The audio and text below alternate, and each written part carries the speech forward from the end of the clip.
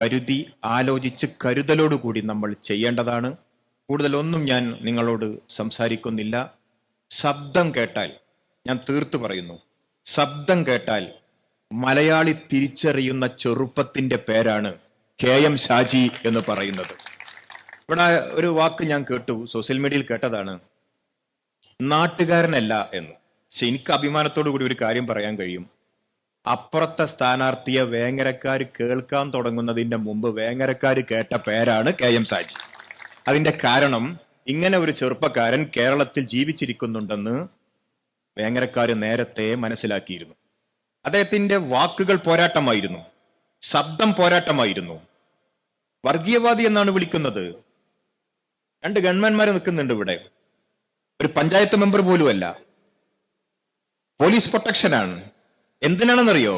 Secularism പറഞ്ഞതിന്, മതേതരത്വം പറഞ്ഞതിന്, തീവ്രവാദത്തിനെതിരായിട്ട് ശബ്ദിച്ചതിന് ഗവൺമെന്റ് പോലീസ് പ്രൊട്ടക്ഷൻ ഏർപ്പെടുത്തിയിരിക്കുകയാണ്. ഒരു പഞ്ചായത്ത് മെമ്പർ പോലും അല്ല. ഇവിടെ ഉണ്ടവർ, നിങ്ങൾക്ക് നോക്കിയാൽ കാണാൻ കഴിയും. അവരാ കൊണ്ടുപോണത് കാറിൽ. എന്നിട്ട് വർഗീയവാദി എന്ന് വിളിക്കുന്നു.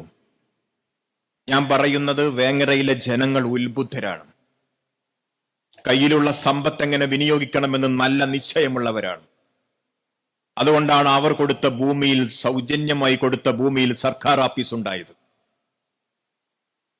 അവർ സൗജന്യമായി കൊടുത്ത ഭൂമിയിൽ ആശുപത്രി ഉണ്ടായത്.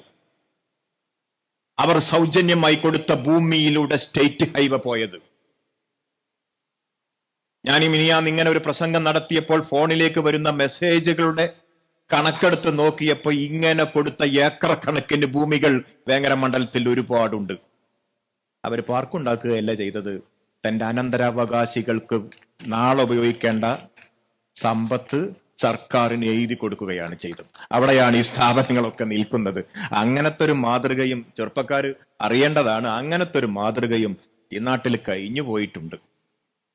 ഒരു സംശയവും ആർക്കും വേണ്ട. ആശുപത്രി ഉണ്ടാക്കി, സർക്കാർ സ്ഥാപനങ്ങൾ ഉണ്ടാക്കി. ഇതൊക്കെ കണ്ണായ സ്ഥലത്താണ്. കണ്ണായ സ്ഥലത്ത് കുന്നുംപുറത്ത് പോയിട്ടുണ്ടോ? അവിടുത്തെ ആശുപത്രി കണ്ടിട്ടുണ്ടോ? ഏക്കർ കണക്കിന് ഭൂമി നിൽക്കുന്ന ആശുപത്രി ഒരാള് വെറുതെ കൊടുത്തതാണ്.